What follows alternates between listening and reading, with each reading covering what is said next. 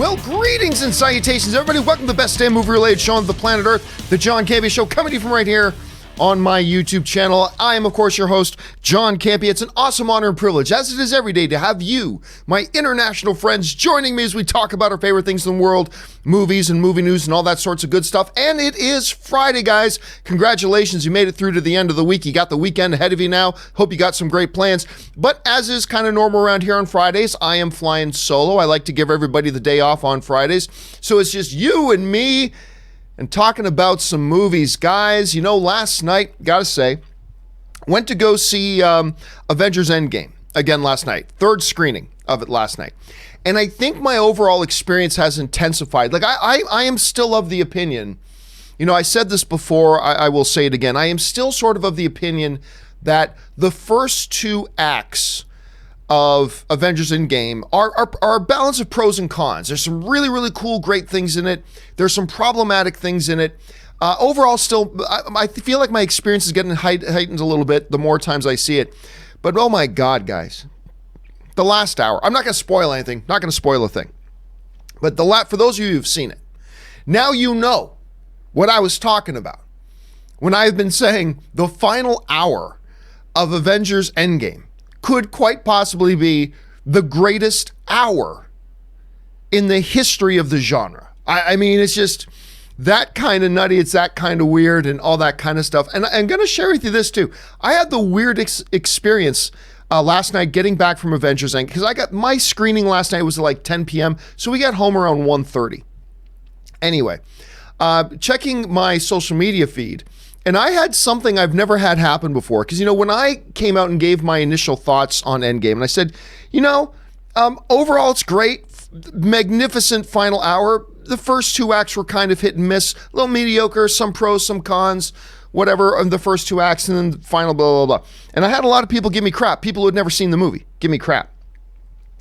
I have never had people actually write to me and apologize. I actually had a whole bunch of people on social media last night, like a bunch of people writing to me and saying, hey, John, I saw Endgame tonight, and man, I really liked the first two acts. So I had a lot of people telling me that, but I also had a lot of people writing to me and saying, yeah, I kind of gave you crap when you said that, Campea, but I saw it tonight. Yeah, I can totally see where, I love the movie, but now I can see what you were talking about. I get it. Now I agree. It's funny. I've never had that happen before, but overall, just such a great experience. The audience I was with last night, there were some standing ovations going on. Like, there were a few moments in the film where people literally just jumped, not the whole audience, but there were a few moments in the film last night that a few people couldn't help themselves and they just jumped to their feet. It's always fun when you're in an experience like that, when you're in an environment like that. Certainly a good time. I'll let you know what I think after screening number 4, of course. And don't forget, guys, this Sunday, 2 days from now, maybe the most anticipated video we've ever done on this YouTube channel, the Avengers Endgame open spoiler discussion is, of course, this Sunday at 12 p.m. Me, Robert Meyer Burnett. I think Anne's going to sit in for a bit of it as well. Maybe we'll have a couple other people float in and out. I don't know, but that's going to be a lot of fun because there's so many things I want to talk about. And I'll tell you something else. For those of you who've seen the movie, you'll know what I'm talking about. If you haven't seen the movie, don't worry. This is going to go right over your head. Coming out of the movie last night, I already knew there were a couple of plot holes in the film, but they don't really bother me all that much. But it's funny, coming out of the movie last night, you know, we're all buzzing from that, you know, big final hour and all that kind of stuff and the whole experience. I had a couple of friends with me who hadn't seen it yet, and they had a great time. And we started talking as we're walking back to the parking structure. And as we were talking, we like all came up, collectively we came up with like 10, 11, 12 significant plot holes in the movie, but which was funny. And at the end of the day, though, we all just look at each other and says, yeah, but none of those bother us. I mean, yeah, that didn't make sense. And yeah, that didn't make sense. But you know what? Didn't bother us. It was totally fine. And there's a couple of them a couple things they did that didn't make any sense, but I'm so glad they did them, even though I know on paper they didn't make sense. For those of you who've seen the movie, you might know what I'm talking about. But anyway, I'm going to leave it at that. Spoiler discussion is on Sunday. A lot of stuff to talk about. By the way, guys, Avengers Endgame just broke an opening Thursday box office record. We're going to talk about that in a second. Could the Joker, you know, maybe not be getting an R rating, considering a lot of theaters have the Joker trailer playing in front of Avengers Endgame? We're going to get to all that stuff. But we're going to get things started now with our main topics. How do we select our main topics here on the John Campea Show? It's really rather simple. You guys select them by sending in your topics and questions by going to www.thejohncampeashow.com/contact. Once you're there, make sure you guys fill out the form. And after you fill out the form, hit submit, and maybe, just maybe, you'll see your topic or question as a main issue here on the John Campea Show. With that down, let's get on to the first main topic today. And our first main topic today comes to us from Gustavo, who writes, "Hey, John, I don't know if you've heard, but it has been reported that the movie ticket service Sinemia, the big, counter to MoviePass, has officially closed their services. I honestly thought it was a better alternative to MoviePass. Any thoughts on this? Thanks." All right, thanks a lot, Gustavo. And yep, now one little correction. They have not closed all their services, but they have officially now closed their services to the US market. No longer, they closed it effective immediately. No longer is it available. Now, before I get into my opinions on this, let's go over and take a look at the official letter that they put out to their membership announcing the closing of their US services. Let's take a look at this. "Dear customer," they wrote, "today, with a heavy heart, we are announcing that Sinemia is closing its doors and ending operations in the U.S. effective immediately. As Sinemia, we set out our journey, with the vision to help as many moviegoers as possible to enjoy an affordable and better experience at the movies by creating a movie ticket subscription service that adds value for both the moviegoer and the movie industry. Since 2014, we've been fine-tuning our model and serving moviegoers with a slate of affordable and flexible subscription plans. We are all witnessing that the future of moviegoing is evolving through movie ticket subscriptions. However, we didn't see a path to sustainability as an independent movie ticket subscription service in the face of competition from movie theaters as they build their own subscriptions. Thanks to the cost advantage and cross-sell opportunities, movie theaters will be prominent in movie ticket subscription economy. While we are proud to have created a best-in-market service, our efforts to cover the costs of unexpected legal proceedings and raise the funds required to continue operations have not been sufficient. The competition in the U.S. market and the core economics of what it costs to deliver Sinemia's end-to-end experience ultimately led us to the decision of discontinuing our U.S. operations. Despite the best efforts of our team, it has been difficult for us as a startup to continue providing our services to the moviegoers in the U.S. without resources and enough capital to meet increased operations and legal costs. We want to sincerely thank our customers and believed in us and helped us along the way for their love and support. We are so grateful to have had the opportunity to share our dream with you. Sinemia Inc. All right, guys, so there you go. Sinemia is now officially, at least for the North American market and maybe wider as time progresses, is now off the table. It's done. Let me give you my thoughts on Sinemia and the situation at hand. I was an early subscriber to MoviePass, even before they went to their $9.99 a month deal that ultimately killed them. I was a member when I was paying like $30 a month, for MoviePass, and they changed it and all that kind of stuff. But as time went on with MoviePass, I started to realize they were a fundamentally morally bankrupt company. And when I realized, and it started to become apparent, that their business strategy at MoviePass was they understood when they changed their price plan to $9.99 a month, they knew that wasn't sustainable. They knew it. They 100% knew that they couldn't stay in business with that.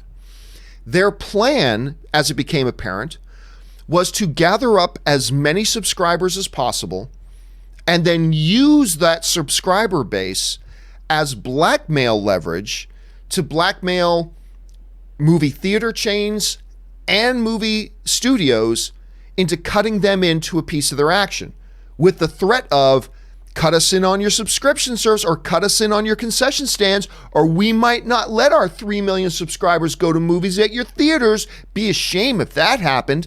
I mean, that's mafia kind of techniques. Anyway, and I became quite disgusted with it. But I love the model. As a film fan, I love the idea of a subscription service.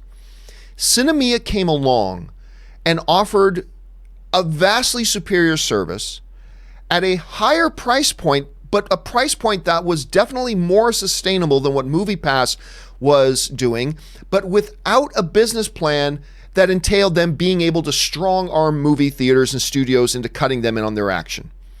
I switched over to Sinemia. Actually, I carried both cards, MoviePass and Sinemia, for a while. But I eventually just moved exclusively to Sinemia and was very happy with the service. However, as time has progressed, and I think they laid it out very well in their message to their subscribers, they just became unable to keep up with the demand. We started seeing more and more people complain about never getting a response from customer service on things.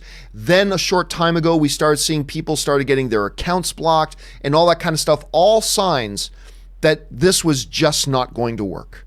They tried. They had a good idea. They were trying to do it the right way. But it started to become clear, and this is why a couple of weeks ago, you remember on this show, I said, guys, I like Sinemia, but I cannot recommend anybody use them now because clearly they're not able to keep up. This isn't working. And so it's not really surprising to you, to me, that we then get this notification. And again, Sinemia is showing that they were classier than MoviePass. MoviePass trying to do more rounds, diversifying, splitting up their stock price to artificially inflate the stock price, changing system plans 85 times over, continuing to burn through money. Sinemia just came out and did the classy thing. Said, guys, we had a vision. It didn't work. We weren't able to keep up. We weren't able to keep up with the supply and demand that our customers deserved, and we just need to close down operations. And I respect that.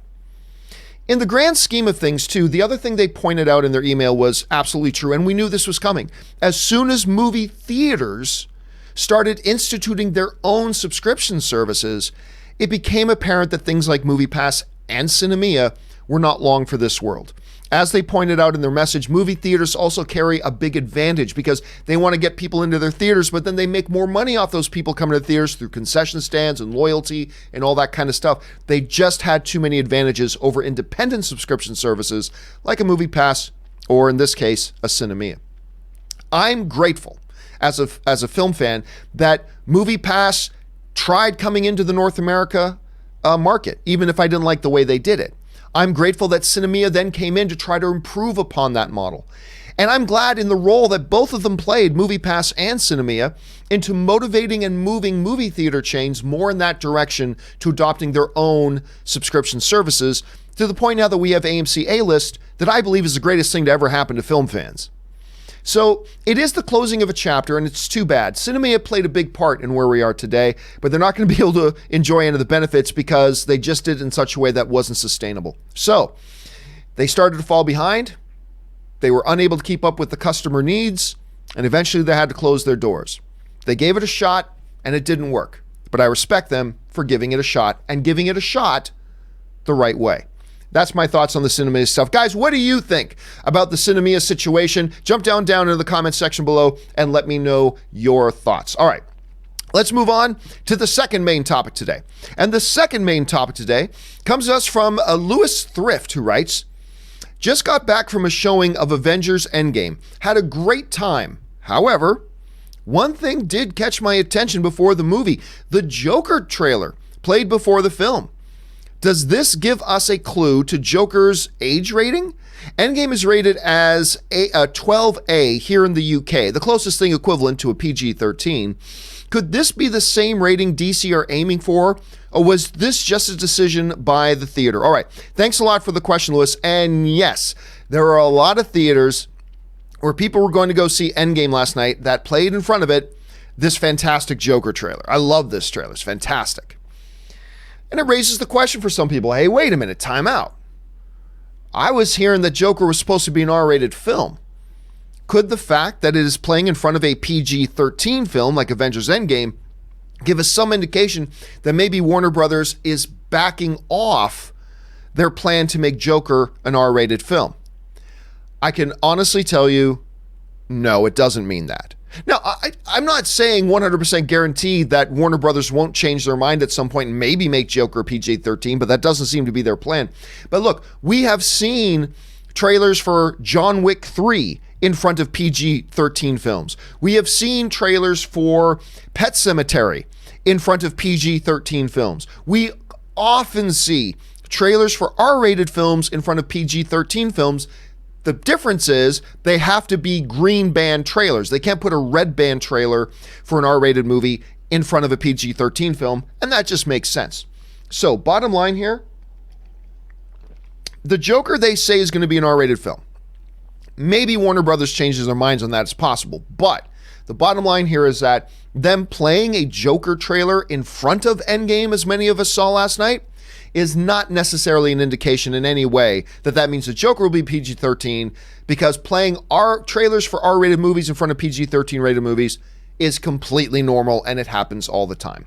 Anyway, you guys have any additional thoughts on that? Jump down to the comment section below and leave your 2 cents worth. All right, let's move on now to the third main topic today. And our third main topic today comes to us from Santiago Rusalot Vespa, who writes, "Hey, John, hope you're having a great day." I am having a great day, Santiago. Thank you so much for asking. I just heard that the Lord of the Rings show cost $1 billion for Amazon, $250 million for the rights, and $750 million to make it. What the F? I get the rights part, but I mean, Game of Thrones spent around that much on 8 seasons. I know I'm excited as hell, but are most people? Anyway, thank you for your incredible work and absolutely adore the podcast. It's so good. Well, thank you so much for that, Santiago. And yep, it's a big number. Now, we've been talking about the fact they announced a long time ago that Amazon is moving forward with developing a Lord of the Rings series. We now know it's going to be set in the Second Age, which is the age before the events of Lord of the Rings. Of course, the beginning of Lord of the Rings, when they showed the armies of elves and men marching and defeating Sauron, that was the end of the Second Age. This show is going to take place in that Second Age, and I'm very excited for it. And Amazon has decided to go no holds barred on this. They are going hardcore, full throttle, and sparing no expense. Now, we often talk about how I like to see studios show some confidence in the properties that they're developing. Amazon has just played the ultimate card, because you put your money where your mouth is. Amazon's putting their money where their mouth is. By putting together $750 million just to do the show, not including the $250 million they paid just for the rights, for a $1 billion investment for a season of television. That's putting your money where your mouth is. That is Amazon saying, we believe in this property. We believe this will be huge. We believe people will love this. Now, if something like this was a movie, could it possibly make its money back? No, it wouldn't make its money back. It just couldn't. But as a series for Amazon Prime, remember, they have a multi-layered strategy, because they want this series to be kind of like a flare shot up in the night sky to attract more people. Say, hey folks, we know you got your Hulu, we know you got your Netflix, and yeah, Disney Plus is coming and that looks great. But Amazon Prime is something you should have too. It is going to be the home of the show. That's what they're hoping. They're hoping Amazon is going to be, that this Lord of the Rings series is going to be the show that people need to flock and watch. They're hoping, like a lot of other studios, that this is going to be the next Game of Thrones. We know that, Netflix is trying to make The Witcher. We've got a Halo series coming. We got this Lord of the Rings. Everybody's scrambling right now to make the next Game of Thrones. What is going to be the next TV show to watch? Amazon seems to think it's Lord of the Rings. And so they're playing a long game on this. They're not just looking to get a lot of people to watch Lord of the Rings. They're looking to motivate over time more and more people to come and subscribe to the channel, and that hopefully in the long term that this investment will pay off. It's almost equally as much of a marketing investment as it is a production investment when you really think about it. So depending on how many episodes this season will be, I'm guessing it's going to be about 12 episodes. So you're talking about $70 million an episode, roughly, maybe a little bit less than that. You're talking between $65 and $70 million an episode. That is a huge budget. That is saying we are going full-blown, highest quality, movie quality with every single minute of show that we shoot. And I get why they're doing it, because again, it's about the long game. It's not like a movie release where we've got this short, finite window to make all the money that we're going to make. This is a long term. This is a show that can continue generating benefit for Amazon Prime for 5, 6, 7, 8 years to come by putting this type of an investment into it right now. So I get it. But there's one catch. What if the show sucks? Because you can look at a screenplay and think this is the greatest thing ever. Kind of like the new Tom Holland, Daisy Ridley movie, Chaos Walking. I'm sure when they look at the screenplay, they're like, this is going to be a great movie. But it's not until they shot it and started to edit it together that they realized, oh, this movie's a bloody mess. What are we going to do? And as much as I know Amazon believes in this Lord of the Rings property, the big catch here, of course, is that this has got to be good. It's got to be better than good. It's got to be great. It doesn't have to be as good as the Lord of the Rings movies themselves, but it's got to be great. If you're going to invest this type of money and you're going to hope you're going to get that type of a turnout for it, and you're going to hope that this show will be the firing point to get a lot of people who are on the fence to sign up and subscribe to Amazon Prime, you better hope this thing is damn good. It's got to be damn good. They seem to think it will be, so they're writing the checks and they're putting their money where their mouth is. Let's see how it turns out. And I'll tell you what, I'm excited about this. I've been excited about the idea of it for a long time. Seeing what type of investment they're making in it tells me they're confident. That gets me even more excited. But the proof is in the pudding, as they say, my friends. Let's see if this show actually works out to be any good. All right. What do you think about this Lord of the Rings thing? Do you think it's insane what they're spending? Are you not surprised? Jump down in the comment section below and let me know what you think. All right. With that down, let's move on to the final main topic today. And our final main topic today comes to us from Greg Mansfield, who writes, "Greetings, John and crew." Well, it's just John today, but I'm sure I'll pass that along. The opening numbers for Avengers Endgame on Thursday around the world being reported by Forbes are just crazy. Their projections are now that Endgame could reach 900 million worldwide by the end of the weekend, which is just an insane number. With this sort of a start, is 3 billion a more realistic possibility now? Thanks. All right. And guys, Avengers Endgame is off to one hell of a start. Let's talk about the worldwide stuff in a bit. You guys know, to me, that's not that. It's talking about worldwide numbers on opening weekend is almost like a pointless conversation because there's nothing to compare it to. Every movie opens in a different number of countries on its opening weekend. Some open in 5 countries, some open in 45 countries. Can you really compare the numbers? No, you can't. So I'm not all that. It's not that I'm not impressed, but to me, it's not worth talking about all that much normally because there's no apples to apples comparison. But this morning, Box Office Mojo has officially reported that Avengers Endgame is now officially the record holder. It has broken the record for preview night, that's the Thursday nights, for the opening Thursday night box office in history, making $60 million at the box office on Thursday night. That is a brand new record. Now, the previous record holder was not Infinity War, actually. It was Star Wars The Force Awakens was the previous record holder. So now let's take a look at this. See if we can get some trajectory going here. Again, the previous record holder was Star Wars The Force Awakens for opening Thursday night. Star Wars The Force Awakens made $57 million on its opening Thursday night. Now, it went on to make $247.9 million in its total opening weekend from that opening. Now, we've got Avengers Endgame. Avengers Endgame comes out and beats the record. It made $60 million on its opening Thursday. Now, what will its opening weekend total be? Well, we're going to have to wait and find out. Now, I've said for a while that I believe a couple of things. Number one, I've said for a while that I do believe that Endgame will be the new opening weekend box office record holder. I believe when the first weekend is done, Avengers Endgame will pass Infinity War for the number one opening weekend box office spot of all time at 250-something million.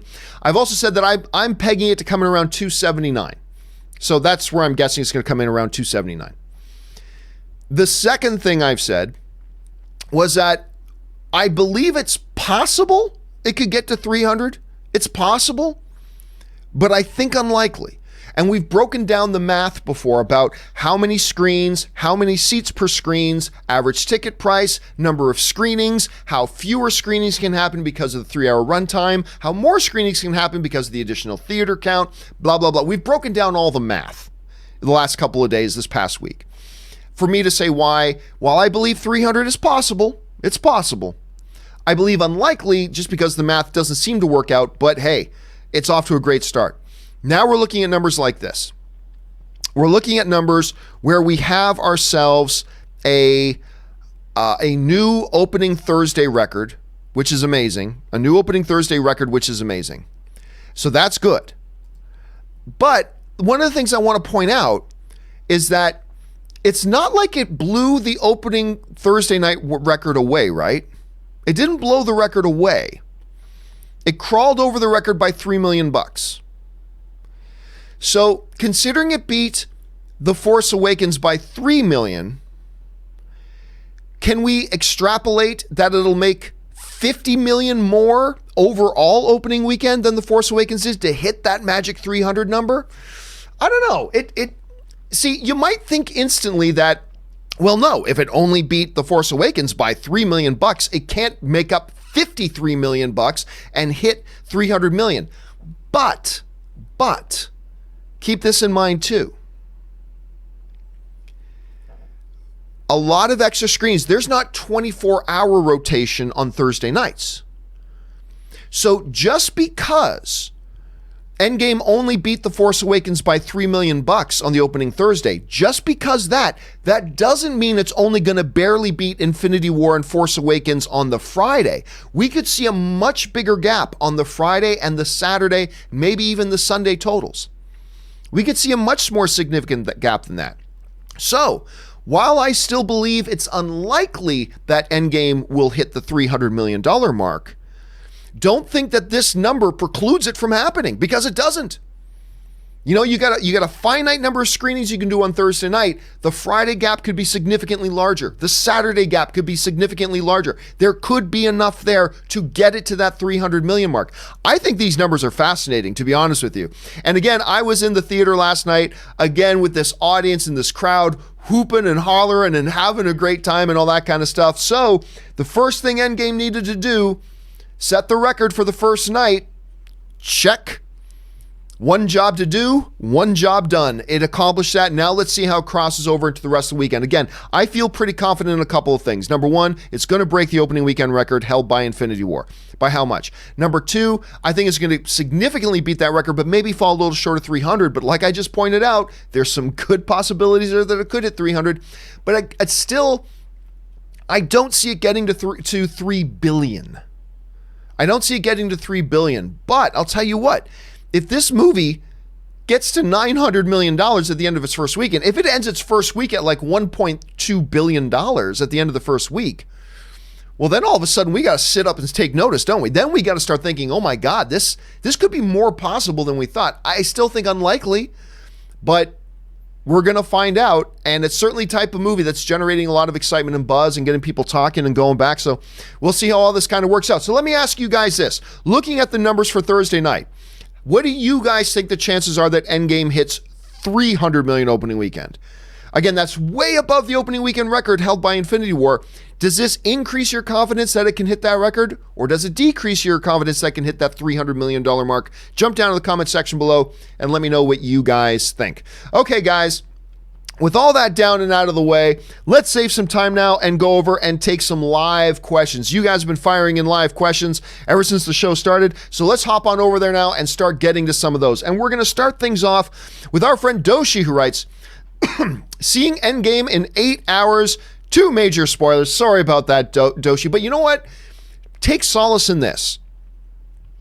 There are a lot of potential big spoilers in Endgame. A lot of potential big ones. And if you're going in with 2, you might want to consider yourself a little lucky because you still got a lot of big surprises coming. So take that to heart. Chan Darsakara writes, a multi-part message. Guys, I know opinion on movies are subjective, but I strongly believe that Avengers Endgame is a movie which should not be scrutinized. What?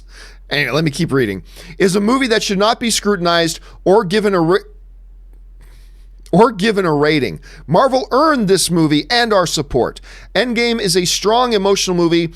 In the first 1.5 hours, and my heart was so heavy, and let's get down, and my eyes were tearing The word mediocre is not to be associated with this movie at all. Absolutely it is. That's my opinion. My opinion is no less valid than yours, sir. This movie is amazing and emotional. Best MCU movie forever. Many people don't disagree with you. Many people disagree with you on that. That climax was the best moment in human history. Okay, well, let me say this. Chandrasekhara, I adore the enthusiasm. I adore the enthusiasm. I love it. I love enthusiasm for movies. Like I said, I had some people last night at my third screening of Endgame where people literally jumped up out of their chairs, and it's awesome. And I love seeing that type of enthusiasm and passion. But on a serious note, let me tell you this. What you're saying here is nonsense. The Godfather is not above scrutiny. All right? Shawshank Redemption is not above scrutiny. Ben-Hur is not above being scrutinized. Any art should be looked at and analyzed and thought about and enjoyed, but that doesn't take away from the part that, hey, if there are problems with it, point out the problems. To suggest that this movie somehow gets a pass on that is nonsense. Absolute 100% BS nonsense. And by the way, Chandrasekhar, there are people out there who just flat out don't like this movie. Just like there are people who just flat out don't like The Godfather. Just like there are people who just flat out don't like Shawshank Redemption. Just like there are people who just flat out don't like Ben-Hur or Ten Commandments or Bridge Over the River Kwai or Lawrence of Arabia or whatever. Film is subjective and it's art and it all has its problems. And just because it's a movie you love doesn't mean it gets a pass, and nobody should be allowed to scrutinize the film or point out what the flaws in the film are, like every film has. Right? Star Wars has flaws. People point them out. That's fair. It's totally fair. This is actually dangerous kind of talk. This is the type of talk that leads to toxic fandom. When you say, my movie is above discussion, my movie that I love is above reproach, and none of you should have the right to say anything about it. I'm not saying you're a toxic fan, not at all, but I'm saying be careful of the types of stuff you're saying, because that's the type of talk that leads to toxic fandom. You gotta be careful about that. That is not to say that you shouldn't adore and love this movie. Absolutely. If you adore and love this movie, that's great. I celebrate that. Fantastic. But I'm going to be frank with you, brother. I'm going to be frank with you. Some of the things you're saying here are just gibberish and nonsense. It should not be scrutinized. It's earned our support. No, it has not. No, it has not. What this movie has earned are $12 for a movie ticket to go see it. It has earned nothing else. No movie has. It has earned nothing else. It's earned our support. Like it's somehow I am obligated, or you are obligated, or, Danzium or Jackstra or Daniel or Anthony in the chat board, they are barred. They're obligated to not give criticism. That's nonsense. Totally destructive, terrible, awful nonsense. So I love that you love the movie. I love your enthusiasm for it. But back off and pump the brakes a little bit on saying nobody should say anything negative. Nobody, you should not be allowed to scrutinize this movie. You should not be allowed to rate this movie. This is the greatest thing ever. Well, it's great that you feel that way. And there are others who feel that way. But there are people who don't. There are people who maybe think this is the third best MCU movie. There are some people who, in my opinion, it is the fifth best of the 22 MCU films. There are some people who think this is a bad movie. And they're all allowed to have those opinions.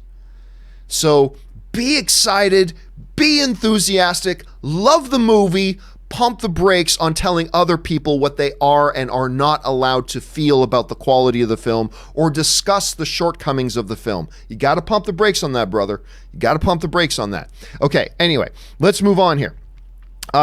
Raven writes, did it. I made it through Endgame without a potty break. Fantastic. You know what? I did too, because I planned it accordingly for my first 2 screenings. But last night, I just said, screw it. I was down in my soda and eating my candies like, hey, I knew exactly where I could. I went to the bathroom twice. The second time I didn't even have to go all that bad, but I knew what was going on in the movie. I knew, this is a time I can walk away. And I took 2 bathroom breaks, my friend, even though I didn't the first 2 times I watched the movie. Doshi writes, 40-year-old virgin is almost 15 years. I know, that is crazy. Still today, my all-time #1 favorite comedy. That it's kind of in a virtual tie with Noises Off with Michael Caine and Christopher Reeve and John Ritter and Carol Burnett. Noises Off is incredible, but generally speaking, when somebody asks me what's my favorite comedy, my first go-to answer is generally the 15-year-old virgin. The 15-year-old virgin. The 40-year-old virgin.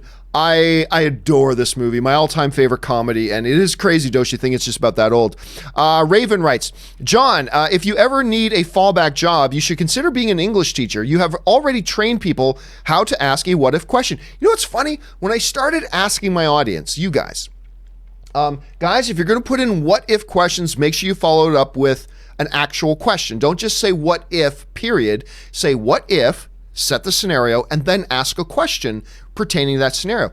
And I had a bunch of people saying, oh, John, no, people are never going to do that. But guess what? I have been noticing this past week or so, you guys have been awesome with that. Like, I've been seeing a number of what if statements coming in, followed up with questions. It's like, perfect.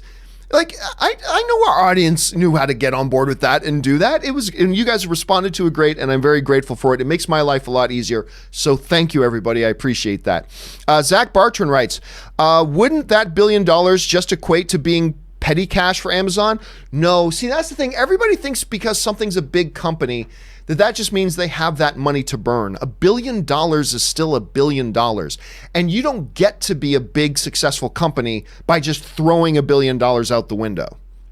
It doesn't matter how big of a company you are. Doesn't matter.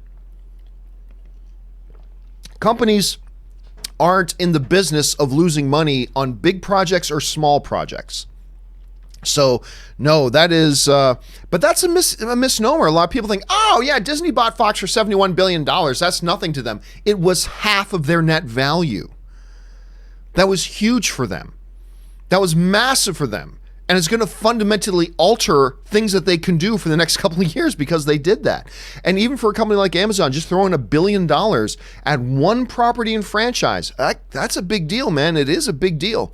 All right, Ben Rayner writes, T-minus 2 hours and 30 minutes, but when you read this, it's going to be a half hour, and I'm on my way to the theater. Thanks for everything you do. Well, Ben, I'm glad you're going to be able to get in there. At least you don't have to worry about the spoilers anymore, and I hope you have a great time. All right, Set Ek H13 writes, 1 of 3. I saw Endgame here in Switzerland on the 24th. Swiss movie-going crowds are generally very passive when it comes to showing emotions for a film. However, this is, for the first time in my life, have I ever witnessed a response like this to a movie. People got out of their chairs and cheered. Where's part 3 for Sedek? There it is. And applauded. People were crying. It was awesome. It simply was the most amazing movie-going experience I've ever had. Thank you, Marvel. Yeah, I'm telling you what, man. In that, when you get into that last hour, like I said, in my theater that I was in last night, there were people randomly jumping out of their chairs. Like, it is, you know what? I read one really good critic today, talk about how there's a lot in Avengers Endgame that is just simply fan service. Now, sometimes people say fan service as if it's a dirty word, but this film critic pointed out how there's a lot of moments in Endgame that are pure fan service, but in the absolute best way. And in the best way that it gets people to jump out of their chairs and want to cheer. And that was great. Now, I will tell you too, Ann and I had one of the people, we went with a bunch of people last night. One of the people who came with us is one of Ann's girlfriends.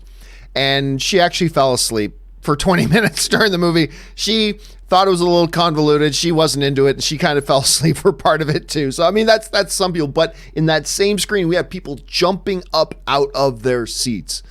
It is, it's a thrilling ride. It's truly a culmination of 22 films. I mean, look, if you've never seen an MCU film and then try to watch Endgame, you ain't going to have that response. You just won't.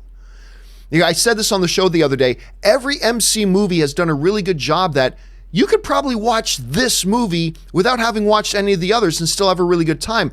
I don't think you can watch Endgame without watching other MCU movies and really enjoying it. I think this is one of the very rare MCU movies, but that's fine because that's by design. They did it this way to be a culmination film. And when they hit that last hour, man, they just crush it. They just crush it. Okay, anyway, Sean Medellin writes, to be honest, the first 2 hours of Endgame were some of my favorite 2 hours in the MCU. I loved it, but damn that ending, holy S, mind blown, huge thing. You know, that's true for me too when it comes to something like Rogue One. Like there are a lot of people who are like, Rogue One, first 2 acts are okay, final act is crazy good. And I'm kind of like you with that movie. I'm kind of like, actually, I really appreciate the first 2 hours of Rogue One. So I'm glad you did too. But yeah, man, that last hour is like, oh my God. It is a magnificent geek's wet dream. That's what that final hour is. Jay Meister 25 writes, 5 years ago, Avengers 4 was announced. Now it's here. It's unreal. It's unreal. And I have never been more excited to see a series of moving pictures in my life. You know, that's the other thing about being a 22 film series is that it's been with us for 10 years, right? It's been with us for 10 years. And here's something important to point out. This movie doesn't work or happen if it wasn't for Doctor Strange. The movie Doctor Strange. This movie doesn't work and doesn't happen if it wasn't for the movie Ant-Man. This movie doesn't work, Endgame, doesn't work and doesn't happen if it wasn't for this little movie called Guardians of the Galaxy. This movie does not work and does not happen if it wasn't for Captain America Winter Soldier. This movie does not work and doesn't happen if it wasn't for Iron Man. I mean, it is truly a film that is built on the foundation laid by a lot of other films. And if you take even one of them out, that movie makes no sense. It is an incredible thing, which just points to the brilliance of Kevin Feige and the way he has navigated this whole thing, directed this whole thing, moved this whole thing forward, this whole way through. It's an incredible accomplishment, what he has pulled off with all the directors he's worked with, and culminated in a very satisfying ending to what they're calling the Infinity Saga. All right, let's see here. Zach Bartran writes, Endgame falls with the majority... Let me try this again. Endgame falls with the majority of MCU films on a list of films that I'll probably never watch again, unless I have a kid that's super into them. Hey, you know what, Zach? Again, all film is subjective, man, right? So just because a lot of other people are enjoying it doesn't mean you're going to enjoy it. I'm sure there are a lot of films that a lot of people like that you love too.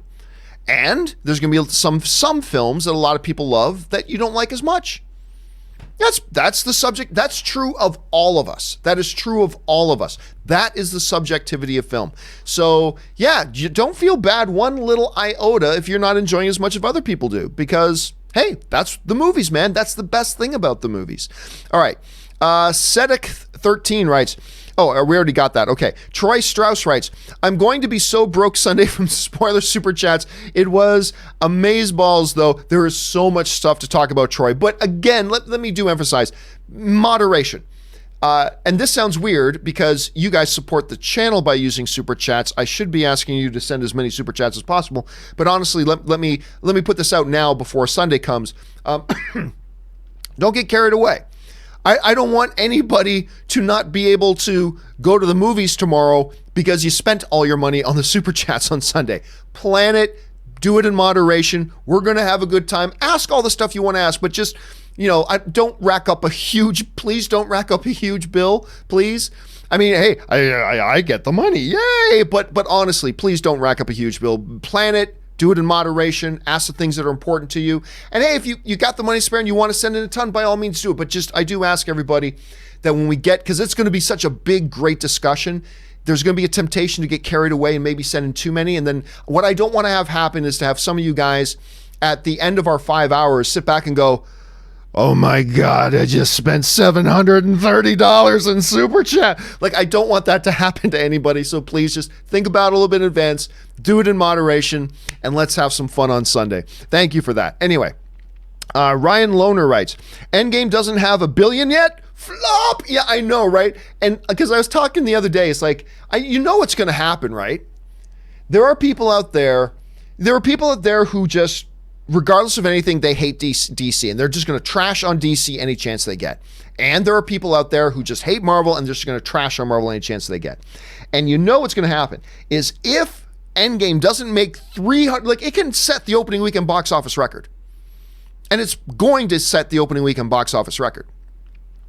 We're going to get, let's say it doesn't hit 300 million, you're going to get the boo birds out going, Endgame must suck because it underperformed. It didn't hit 300 million, therefore it underperformed. Oh, wow, why did it fail? You just know that's coming. It's absolutely ridiculous. So very good point, Ryan. An unfortunate point, but a good point. Alex Von Gollum writes, hey there, I saw Endgame last night. Nice. Wow, just wow. I was in Nerdvana, still gasping and digesting. I can't wait for Sunday's show. I can't wait to just openly discuss too, because honestly, like I said, I'm even looking forward to discussing the plot holes. Because, like I said, me and my buddies came out last night and we all had a really good time. And we came up with a whole bunch of plot holes that made no logical sense.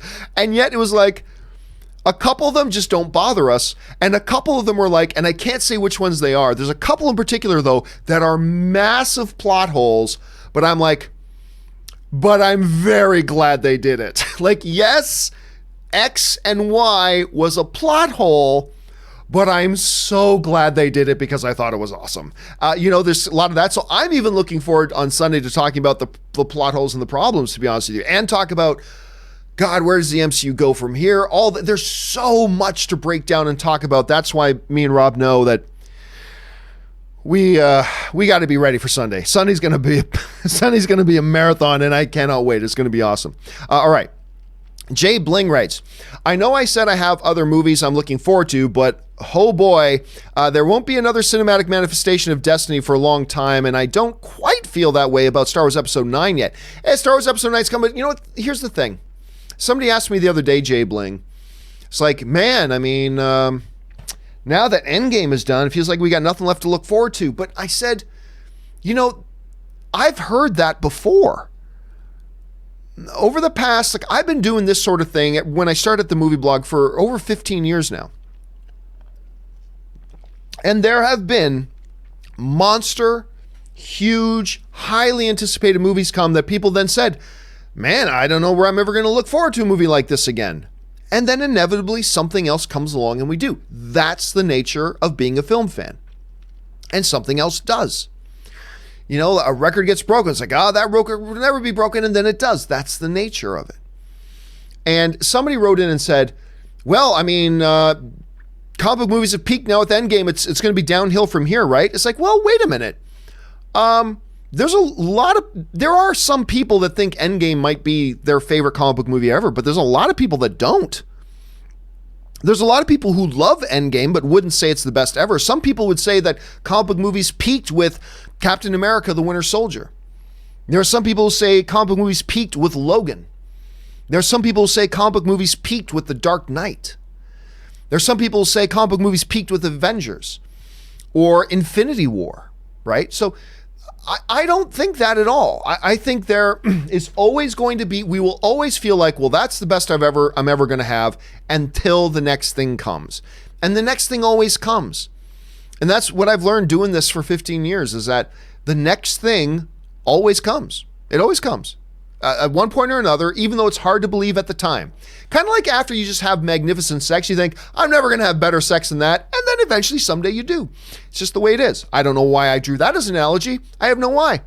Bring on the filthy. Anyway, next up, Doshi writes, I got spoilers from the thumbnail and the title on the video. Thanks beyond the trailer. It randomly shows up. I wasn't looking for it. Oh, yeah, that can be frustrating. Again, I don't know what video you're talking about, so I can't comment on it specifically.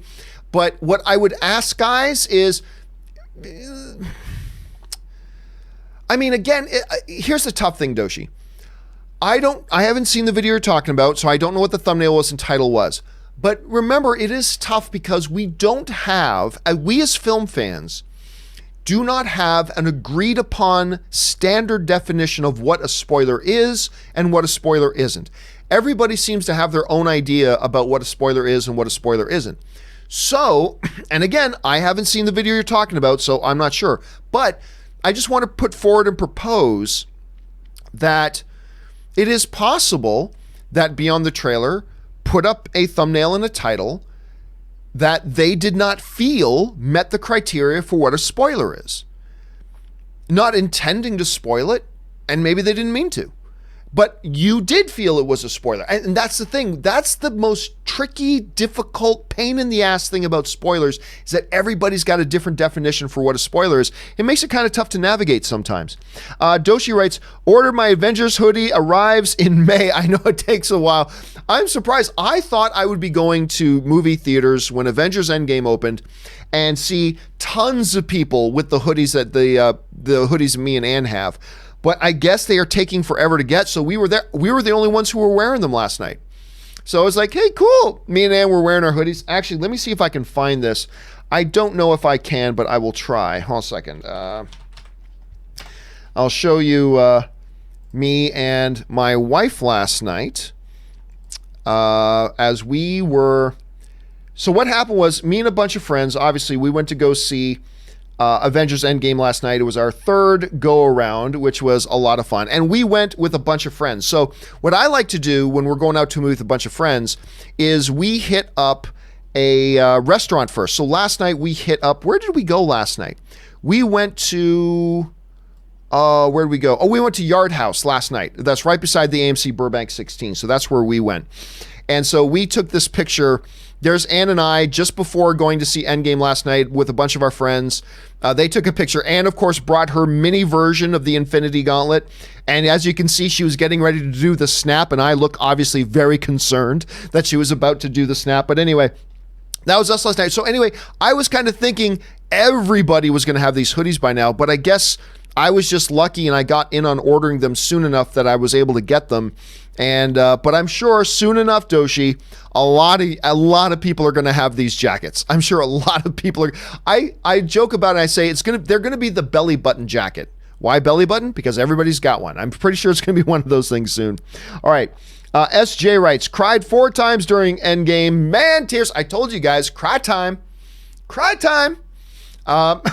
Absolute cry time. And I never actually literally got to tears, but I had some neck strain. You know what I mean by neck strain, right? Neck strain is when like emotional stuff is happening. You're like, yeah. Like maybe the tears don't start coming and you don't cross that threshold into actual crying. But man, I had a lot of neck strain last night. You know, watch it just getting torn up. It was some on sad parts, some on exciting, but like I'm the type of guy, I get more emotional at exciting things happening. Like I come closer to tears during big, exciting, amazing things that happen on screen, right? And that kind of what does it for me. Anyway, Abraham writes, seeing Captain Marvel, then Endgame tonight. None of my friends have seen Captain Marvel yet, so it's an extra special day for them. Cool. I love Captain Marvel. I think Captain Marvel's great. And it will flow well. And again, it's really interesting to note, because sometimes I think a lot of us forget this. Brie Larson actually shot Endgame, her scenes in Endgame, before she shot Captain Marvel. She actually shot her scenes in Endgame first and then went and shot Captain Marvel. So that's, which I thought was really interesting. YTA2513 writes, Endgame was awesome, the dude abides, and we all abide. Curtis Lopez writes, Endgame was an experience, overall super enjoyed, but still configuring my thoughts. We'll see it 3 more times this weekend. And I think that's fair, Curtis. I think a lot of people came out, even I felt that way. Like coming out of Endgame the first time, I came out feeling like, I'm still putting my thoughts together here. I'm still organizing my thoughts on this and how I feel about this, because there is a lot to digest. That's the thing about any 3-hour movie, but in particular this one, there is a lot to digest in Avengers Endgame for sure. Echo Base Network writes, I have mixed feelings on Endgame, especially the ending. I wish they could have gone another direction. For me, not as good as Infinity War, and would give it a 3 out of 5, which is perfectly fine. Nothing wrong with that. It still means you had a good time with it. And by the way, I agree. I actually still prefer Infinity War a little bit more than Endgame myself, but still, that's pretty high. That's pretty high. And so, hey, Echo, hey, at least you liked it, right? There are some people that didn't like it. So at least you still liked it. And it doesn't have to be the most amazing thing in the world for everybody. So no problems with that. And like I said, I've got some mixed feelings on it too. it's still, because of that last hour, it's still way up here. Let me repeat something I said before because I think it's important. I've had a bunch of people tell me, say, John, how can you say you really like Endgame when you said the first 2/3 were only so-so? They were a mixed bag. They were mediocre. I mean, if the first 2 acts weren't all that great for you, you can't really like the movie. And this is the way I put it. I said, you know, think of it in sports terminology. You guys know me. I like to put everything in sports terminology. Let's say it's a hockey game, and there are 3 periods in a hockey game, just like there are 3 acts in a movie. Now, let's say in this hockey game, your team dominates the other team 5-0 in the first period, 5-0 in the second period, 5-0 in the third period. What's the final score of the game? Well, you would say the final score of the game is 15-0. Yes, that's a huge win, right? 15-0, huge win. Yes? Anybody who knows hockey knows that's a ridiculous win. It's huge, massive, 15-0. Said, okay, now, imagine you play again the next night, but the first period is 0-0, so even. The second period is 0-0, even, but the third period is 15-0. What's the final score of the game? The final score of the game is 15-0. Yes, just like the night before where you dominated all 3 periods, the final score was 15-0. This one, you didn't dominate the first period, you didn't dominate the second period, but oh my God, you kicked the crap out of them in the third period, and the end result is the same, a 15-0 score to a 15-0 score, which is a huge win, To me, Endgame's a huge win. I do agree, and I stand by it. I think the first 2 acts are a bit of a mixed bag. Some really good things, some problematic things. So I think the first 2 acts are a little bit of a mixed bag. Not everybody agrees with me on that, and that's totally fine. But the third act is such a momentous triumph, above and beyond, in my opinion, anything ever accomplished in the history of the comic book genre before, that I feel confident that saying, yeah, even though the first period was even and the second period was middle of the road and even, the third period was such dominance. The third act of this film was such dominance that at the end of the day, the overall result for me is that, man, it's a really good movie.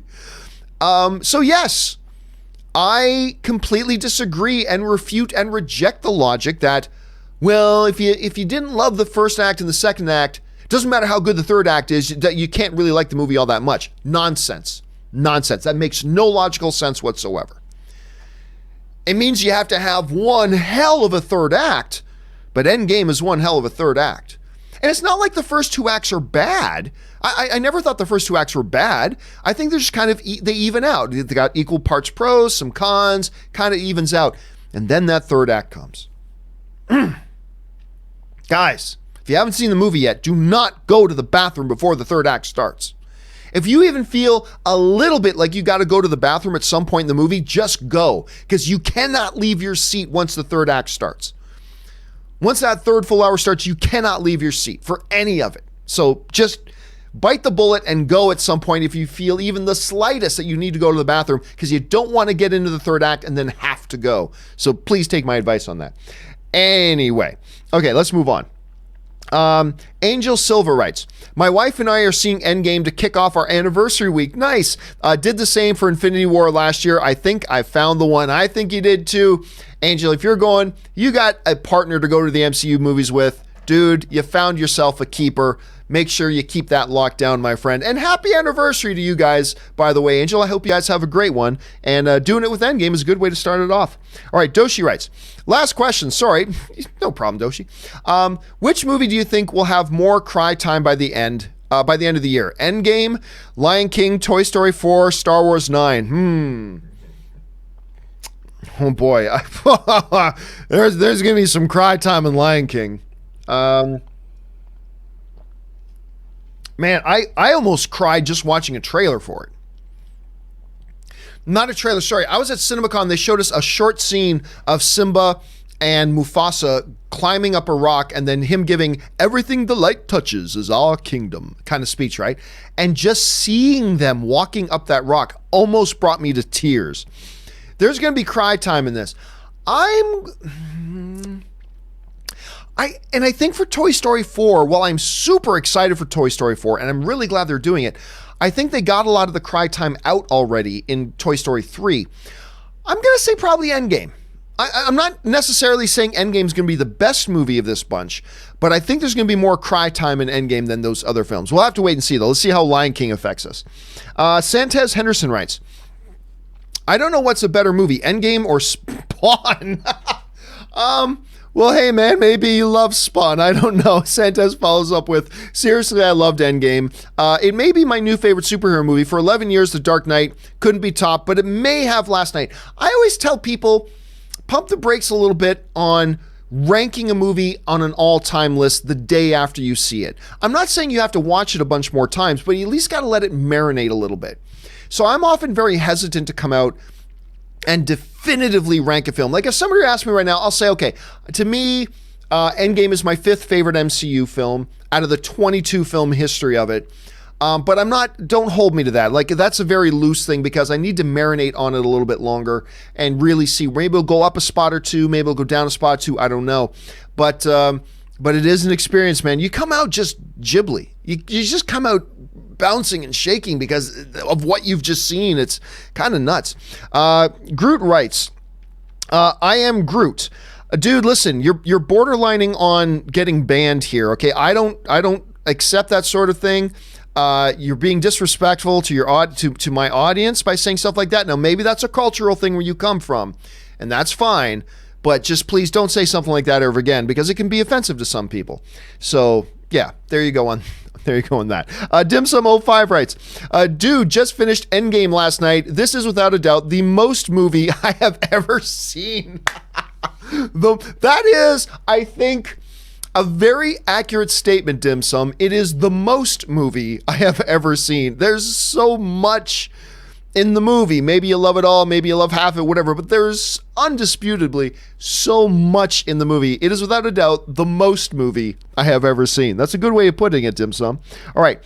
Ashton Kutcher writes, overall enjoyed Endgame. Underwhelming first 2 acts, though, that left me with too many questions. I think my expectations were a tad too high. And I listen, you know me, that's very similar to what my thoughts were.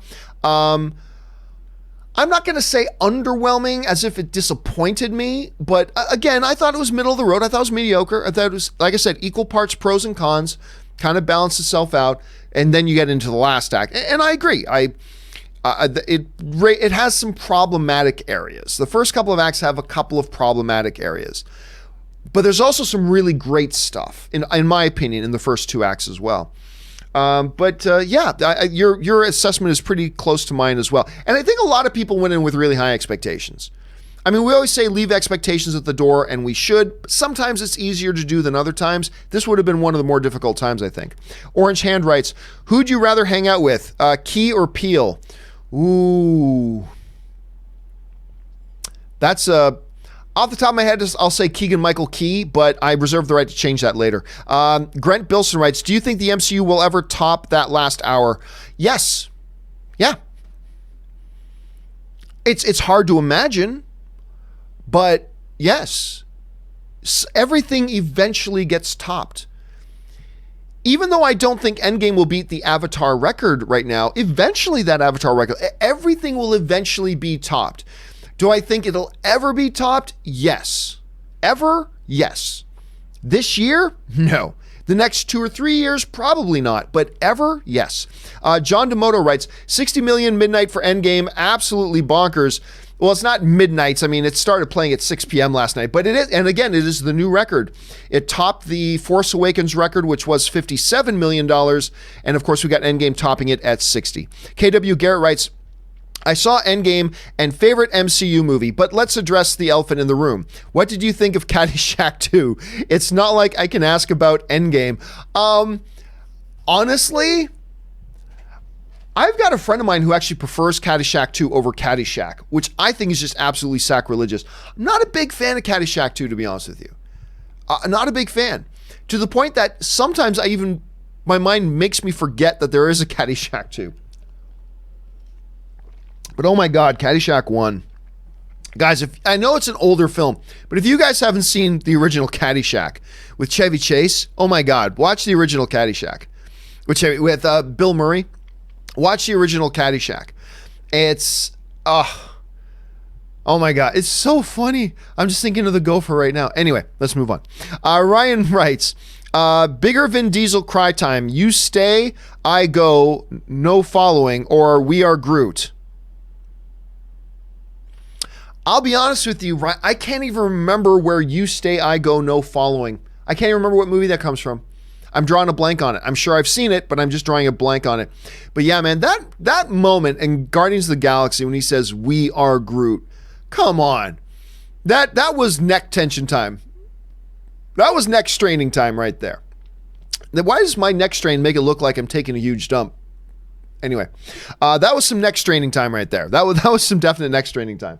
All right, Jedi Lori writes, I wept, cheered, screamed, Feige anointed. Feige's the man, Lori. Feige is the man. And again, there are going to be people who we rush to just say this is an individual movie is so great, but you got to remember this movie really is built upon and predicated upon all the MCU movies that came before it. I can't go into specifically why, because that might give away spoilers for those of you who have not seen it yet, but you guys who have seen it know what I'm talking about. Like, this movie simply does not exist and cannot work.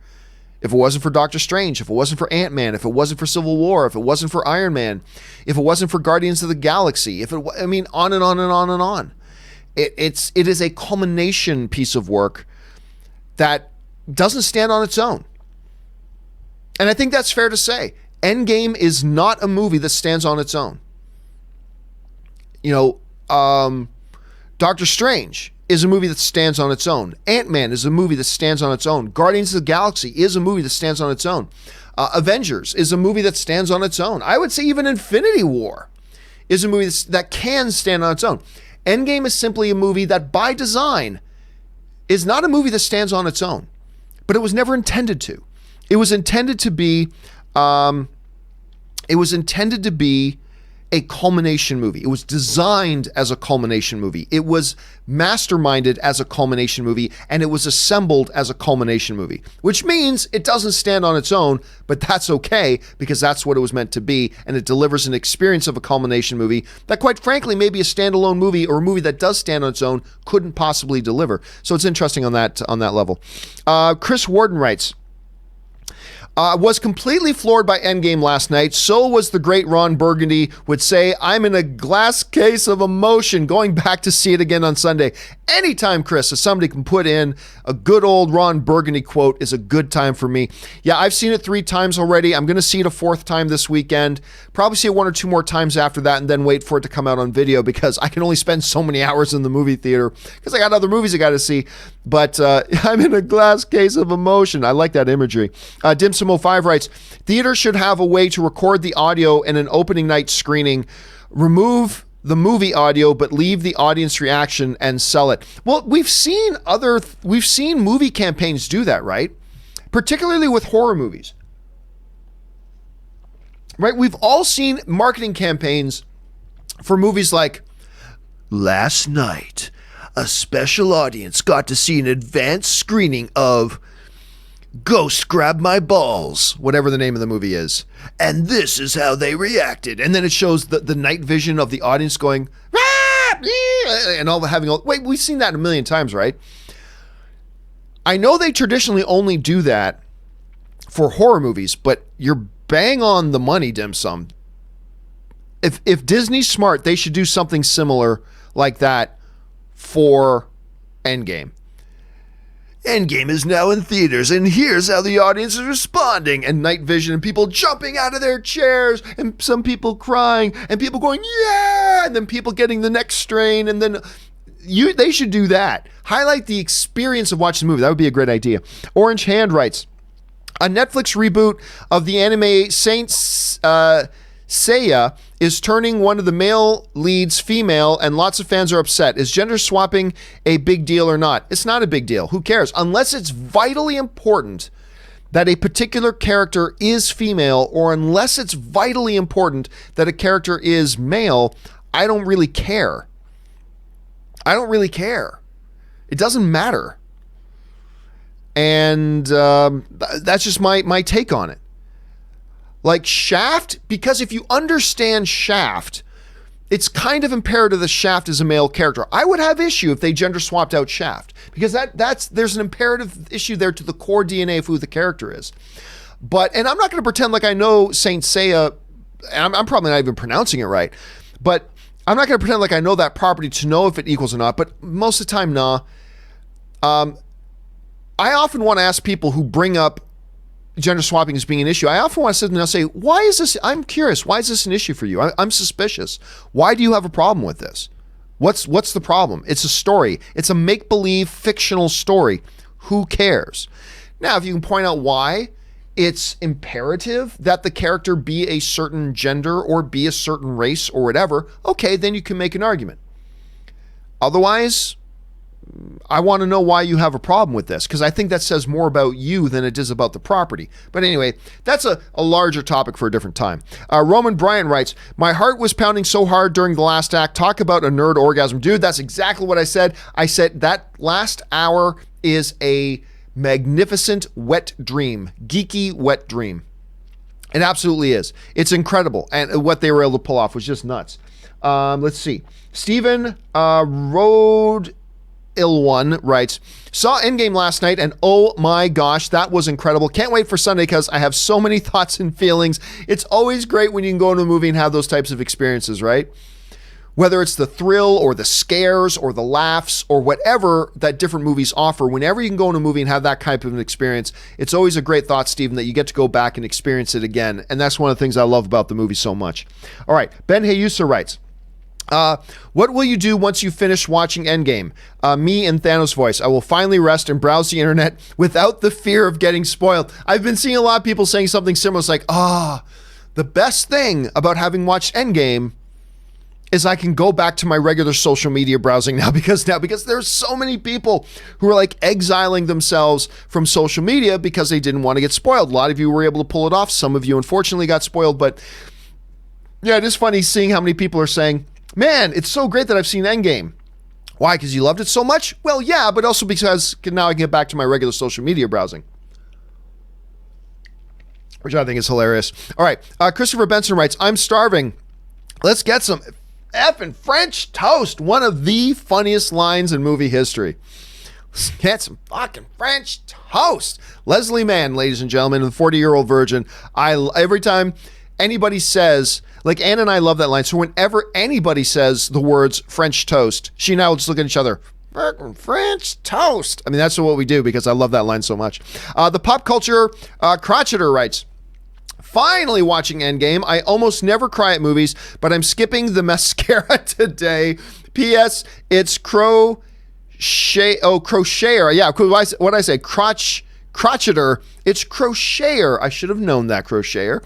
Crochet is similar to, I know what crochet is. I guess I just never seen it written out or read it out loud before. That's interesting. Thank you for teaching me something.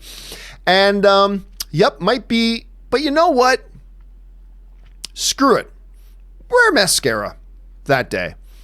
Because, when you come out of that movie, it'll just give you a visual reminder of what it would be actually pretty cool if you're somebody who cries in movies. Just don't overdo it, but just wear the same amount of mascara maybe you normally would. And if you do cry, snap a picture of yourself after the movie, just as a great reminder of this is me after Endgame. That would be quite a visual to appreciate. So, but now that I know it says crocheter, I'm now more intrigued by the actual name, the pop culture crocheter. So I'm guessing you crochet pop culture art. That would be kind of cool to see. Anyway, Miles Pardo writes, not sure 60 million is quite enough to get to 300 million opening. Yeah, but remember, Miles, like I said, there's only so much room with Thursday night screenings, right? Only so much room. There is the possibility for much bigger gaps. Like, yes, 57 to 60, only $3 million gap, but there is the potential for much bigger gaps come Friday and Saturday. So while I still don't think it'll get to 300, I still don't think it will. the reality is, again, because of those bigger potential gaps in both Fridays and Saturdays that an Endgame could come in and exploit, it is still possible. Don't be thrown off by that 60 million mark. It is still quite possible. So I don't think it will, but let's see how it turns out. We'll know on Sunday for sure. Okay. Ryan Lohner writes, now the cousin humpers are after Mortal Kombat 11 because Jax erases slavery from history. Apparently, this is white genocide. Oh my, listen, seriously, the cousin humpers, by the way, I got to make a John Campea t-shirt that says like cousin humpers with the big circle and line through it with then the John Campea logo showing it. The cousin humpers, yes, they want what they want. And I haven't seen that, Ryan. I got to look that up. Really? Somebody has a problem that a hero took slavery out of history and stopped slavery. They actually have a problem with. I have a hard time believing. I have to go look that up myself, but that is disturbing, Ryan. All right, Dimsum05 writes, by the way, the spoiler my nephew heard at school yesterday actually was inaccurate. Nothing made me more happy and relieved. I remember that, Dimsum, because for those of you who don't know, Dimsum wrote in the other day saying he was so pissed because his, I think 12-year-old nephew had a schoolmate give a major spoiler, and it really upset his nephew finding out the spoiler. But I guess it has a happy ending. Turns out the spoiler was inaccurate. That's always good to hear. I'm glad. Thanks for sharing that, Dimsum. This is a nice follow-up. Okay. Next up, the official, we still got about 10 or 15 minutes left, guys. The official Ice Pack Calicious. That's a word. No spoilers here. I don't like to lick windows for a living. That last hour was incredible. How much did I love Cap and his moment in this movie? Enough to purchase my first hot toy that comes out in 2020. Hashtag everybody has a hot cousin. Dude, that's one of the cool things about this movie is that Cap, Iron Man, Hulk, Hawkeye, Widow, Nebula, Rocket, Thor, everybody has multiple moments in this. You know, it actually reminded me a little bit of the first Avengers in the sense that what Joss Whedon has done the best job out of any MCU director ever of really balancing a movie out amongst the individual characters.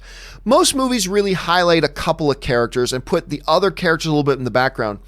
No movie since the first Avengers that Joss Whedon did so masterfully really balanced it out and almost gave completely equal importance and screen time to each individual character. But I really felt in Endgame was the best example of that since the first Avengers, of them really giving everybody a lot of good highlight moments. Cap, Thor, Iron Man, even Rhodey as well.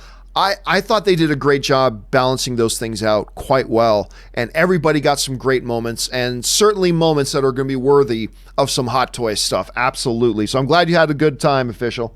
All right. Patrick Conway writes, oh, and by the way, Official, just notice that was a really big super chat. Thank you for supporting the channel on that level, man. I really appreciate it. And so does everybody else who works with me here. Thank you so much for supporting the content that you enjoy.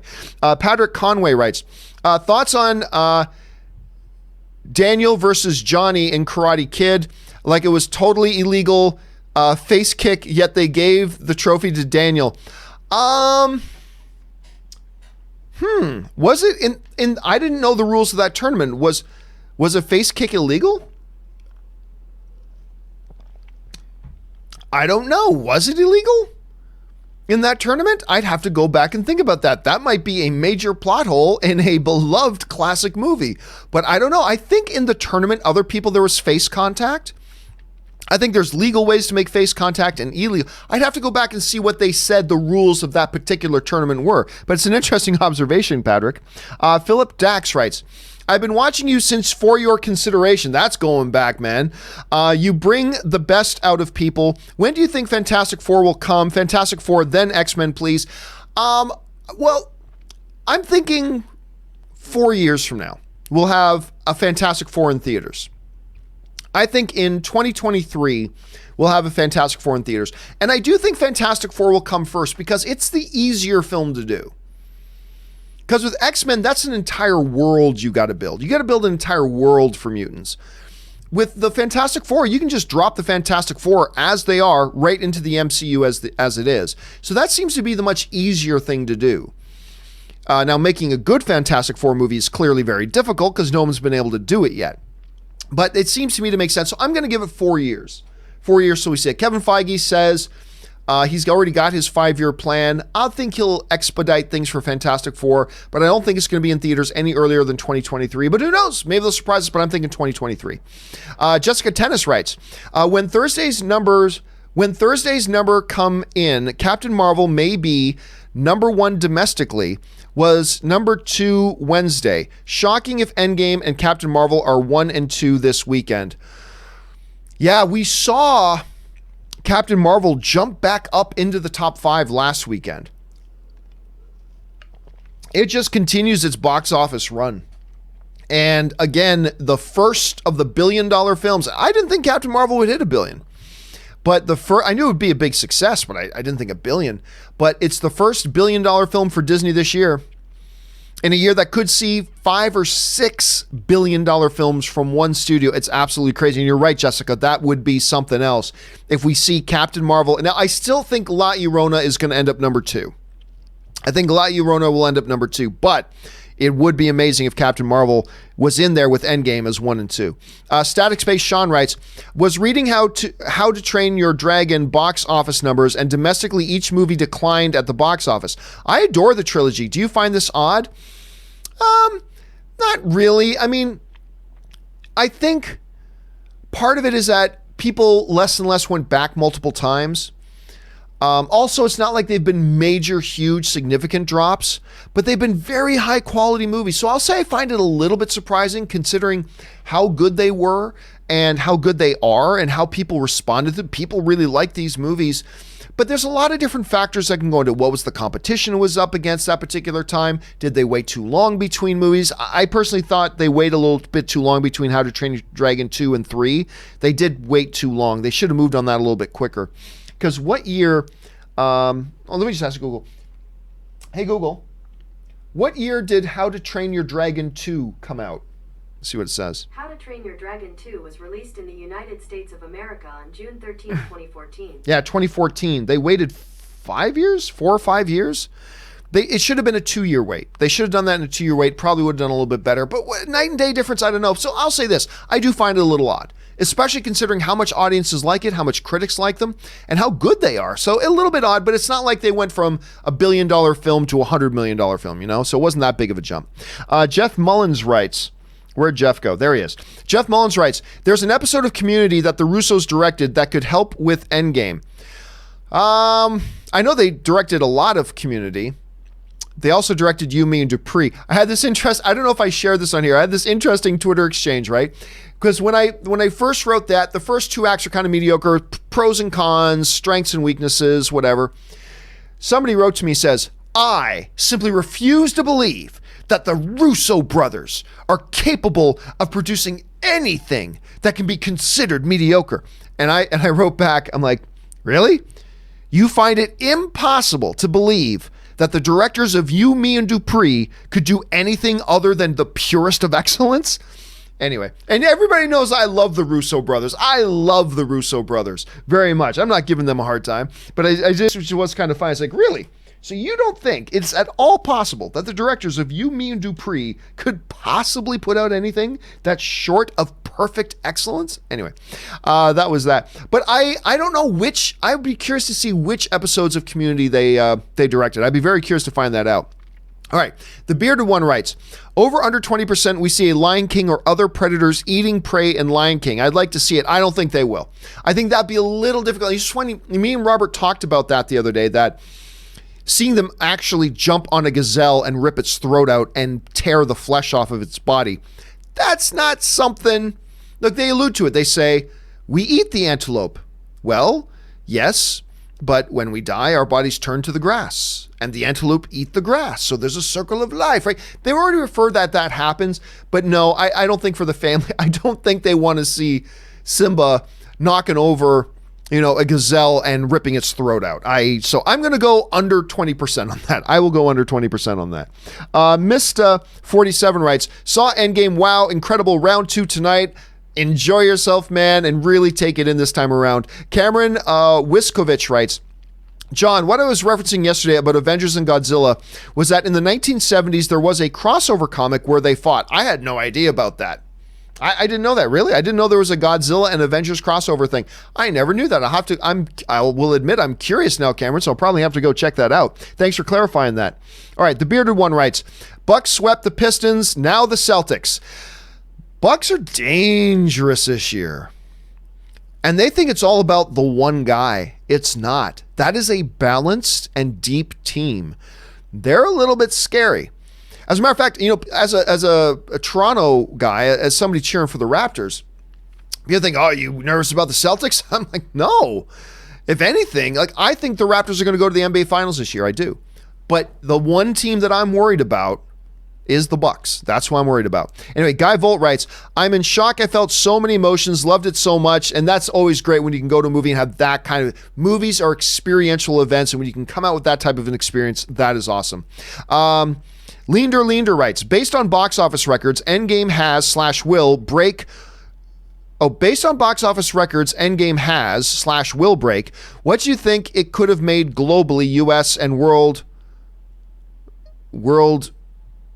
I'm thinking you mean worldwide. If opened in December, like Star Wars and Cameron films, I think the MCU has found its sweet spot. Is this very, very early summer/late spring date.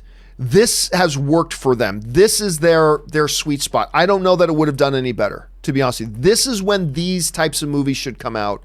And particularly for the MCU, it works for them. They've had massive success with it. Why would you move off that date? So honestly, I think it's doing better where it is than, not one movie date is a one size fits all for any type of movie. The MCU's sweet spot is March, April, May. That seems to be their absolute sweet spot for these movies, and they're doing it. They're taking advantage of it, and they're killing it in those dates. Ant Banks 1984 writes, I knew it wasn't a post-credit scene. I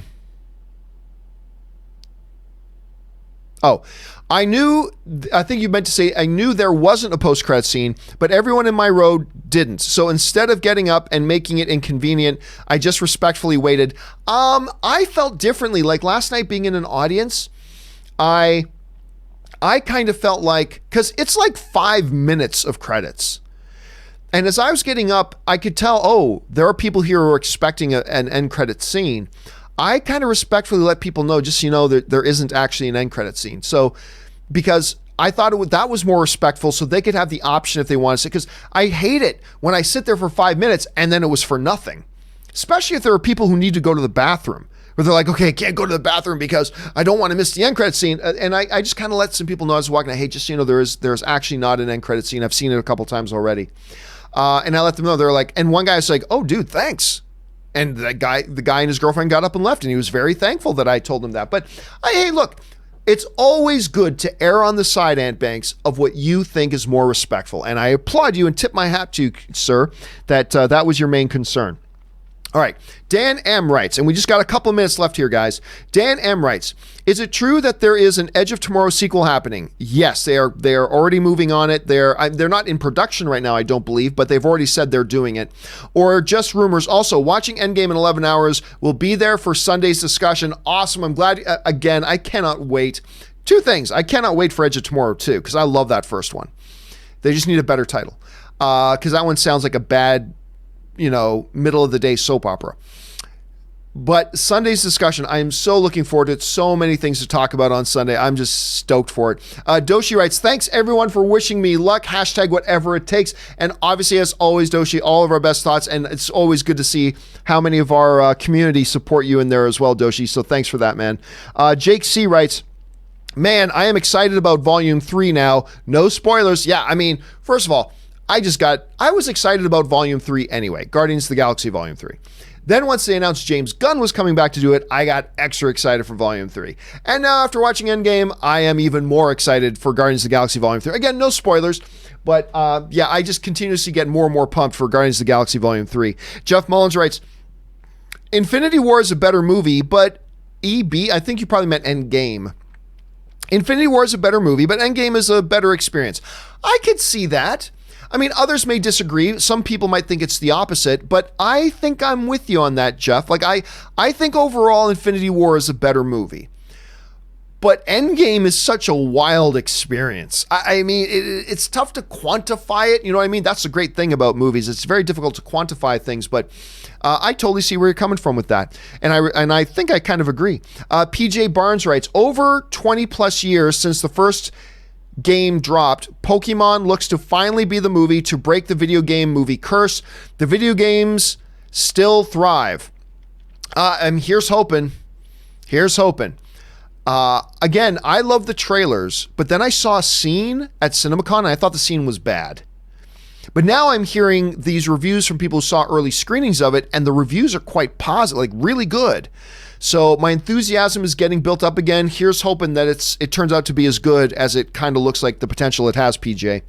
All right, Josh Benang writes, Endgame has big moments, but I'm still digesting it. Not sure how to feel overall. Need to watch it again. Can't wait for spoiler talk on Sunday. Dude, it's again, it's kind of like Dim Sum was saying earlier. It is the most movie I've ever seen. There is so much in this movie. Much of it good, some of it bad. But there's so much in this movie to take in and digest that it's kind of one you got to sit on for a little while. You know what I mean? It totally, all the thrills the last hour notwithstanding, there's a lot in this movie, man. There's a lot. So I could totally get where you're coming from on that.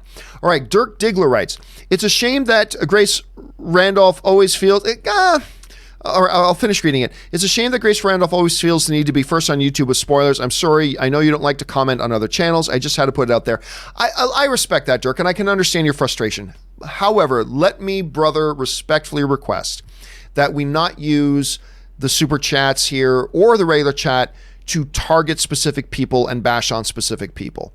We all do it. I know I've done it. I know all that kind of stuff, but I'm asking that you guys and me together work on, hey, let's not use this show. And I admit I've stumbled and screwed it up too. I have. I think we all do. But I'm asking that we all together try to strive to make the channel a place where we just get together here and talk about the things we love. We talk about movies. When we like them, when we don't like them, the things we love, the things that frustrate, blah, blah, blah, and not use our channel to be a thing where we target or specific or bash on certain people. Again, I don't want to be hypocritical about it. I stumble at this too. I'll be the first one to put up my hand, but let's try not to do that, Dirk. So I appreciate it. I understand that was a frustrating thing for you, but let's try not to do that. Let's try to kind of rise above that. Let you guys help me be better at that too, okay? Anyway, Dirk follows up with, saw Endgame and I love it. My advice is to avoid spoilers. That's good advice, Dirk. That is good advice. Avoid spoilers. I don't know that I've ever seen people so desperately taking extreme measures to avoid spoilers like I have with Endgame. It's just been phenomenal seeing the lengths, Dirk, that a lot of people have taken to try to avoid spoilers in this one. Michael Morgan writes, John, how can Star Trek Discovery be better than old Trek if it can't sell merch? One has nothing to do with the other. And by the way, I never said that the new Star Trek is better than the original series. I never said that. But also the ability to sell merch is irrelevant. These are different times and different eras. I'll tell you right now, the original Star Trek wouldn't sell merch today. It's not about selling merch. That's an irrelevant thing. But then again, you're making a looped quandary because I never said that Star Trek Discovery is better than the original Star Trek. I never said that. I just said I love Star Trek Discovery. I think it's magnificent. So anyway, you're making false comparisons there, Michael. Herc08 writes, everyone, Google Thanos, click. Oh yeah, I put this out on my social media too. Google Thanos, click on the gauntlet. You're welcome. 3 p.m. tomorrow for me. So excited. So what Herc is referring to, if you go to Google and just search for Thanos, you'll get the regular search results, but on the side, you'll see a little illustration of the Infinity Gauntlet. When you see that, click on it. That's all I'm going to say. So Google Thanos, click on the Infinity Gauntlet, and just sit back. Anyway, it's pretty clever what they do. Now, thanks for pointing that out, Herc. All right, Ryan Albanesi writes, John, here's $12 for your ticket. Please go see The Mustang. It's playing at the Landmark. Amazing redemption story. Let me just pull this up here. So this is the one that a few people have been talking to me about. That's got, I know Jason Mitchell was in it. Oh, and Bruce Stern, that's the one who I was thinking of before, is in it as well. I don't get out to where the landmark is. That's quite a long drive for me at some point. But hopefully at some point I'll get a chance to see this movie. But I know I'm not going to get a chance to go see it this weekend. I know I'm not driving out to the landmark to go see it. But hopefully sometime soon. It's a short movie too, hour and 36 minutes. Hopefully at some point soon I'll get a chance. I'll get a chance to check it out, because you're not the first person to tell. I've heard some other people say some decent things about it. Some peers of mine have seen the Mustang and they've actually said some pretty good things about it, even though I know very little about it. I know it has something to do with like an ex-con working with horses or something like that. Anyway, but I am curious about it, but I know I can't, get out. It's not playing anywhere near me, I don't think, but who knows, maybe it is. But thanks for the recommendation, Ryan. Dan M writes, Google Thanos, click on the gauntlet, then enjoy the show. Yep, absolutely, Dan. Karam Manjub writes, scrolling through YouTube yesterday, a major moment in Endgame was spoiled for me because of the title and thumbnail of the video. Damn those leaks. Yeah, furious. It is so disappointing to see how many people want to actively try to ruin experiences for other people. It sucks. But there are those cousin-humping losers in the world that they have no joy in their life, nor the capacity to actually do anything good. And the only kicks they get out of doing anything is trying to make bad things happen for other people. It sucks. They're losers, but it is what it is, and it's what we got to deal with. So that sucks that you had that experience, man. But I will say this, again, Endgame has a lot of surprises in it. So take some assurance in knowing that you're still going to get a lot of surprises when you go in. Maybe one or two have been spoiled for you, and that sucks. But there's still some good ones to be had, my friend. All right, last couple of ones that we're going to call it a day. Tony Rios writes, hey, John, happy Alien Day. Out of the Alien franchise, what Alien film is your favorite and why? Aliens, the second. It's simply, to me, it's my second all-time favorite action film. And it is a sci-fi movie and all that stuff, but at its core, in its DNA, Aliens is an action film. And to me, it is my number 2 all-time favorite action movie. It's just thrilling and funny, and you're on the edge of your seat the whole time. And it's quite a departure from the first Alien. They're two such radically different films and so amazingly excellent in their own vein. But yeah, for me, it's Aliens. Just such a thrill. And it holds up. It totally holds up. Game over, man. It totally holds up. Completely does. All right. Final question today comes to us from Milton Yara, who writes, hey, John, went to see Endgame last night, but the fire alarm went off in the final 5 minutes and we all had to evacuate. The theater went crazy. Have another showing on Sunday, thankfully. Feel bad for the AMC workers on my way out. They had crowds of angry people surrounding them. They told everyone we'll get free passes the next day. That sucks. Again, cousin-humping losers who have nothing to contribute to society or to life, and all they can think of to do is try to give bad experiences to other people. It sucks that those frickin' losers exist, taking up the valuable oxygen that we all breathe, but they exist. And you know what? And you're right, man. I feel bad for the AMC workers because, look, I get it. People who are in that movie and you get to the final 5 minutes and it stops, they're going to be angry. I get it. But I feel bad for those AMC workers because if some loser goes and pulls a fire alarm, what are the AMC workers supposed to do? And it's not their fault. And I always try to encourage people, guys, look, I'm not saying the theater workers are perfect. I'm sure they make mistakes, but cut them some slack, guys. Cut them some slack. Quite often, whatever problem you're having wasn't their fault. And just keep that in mind. But you're right, man. That sucks, and I feel really, really bad for them. All right. Final one of the day comes to us from Rashil P., who writes, I just watched Endgame. I'm emotionally and mentally drained. As a Captain America fan, I've never been happier. Can't wait for spoiler talk. And I am Iron Man. Well, I can't Anyway, guys. That will do it for everybody from Matthew Fisher, James Rell, Greg C., and all the way down. Do not worry. I'm going to be doing a companion video a little bit later today to get caught up on all the questions you sent in. So every question that got sent in today, guys, will be addressed in today's companion video. Keep your eyes. There might be a possibility the companion video comes out tomorrow on Saturday instead, but I'm going to aim to get it done today. Keep your eyes open for that. Guys, that will do it for me and for this installment of the John Campea Show. Flying solo here. Except I got you guys coming along, being film fans with me. Thank you so much for coming along, being a part of it. Thank you to everybody who sent in super chats. Not only did you give us some great stuff to talk about, you also supported the channel, and I thank you for that very much.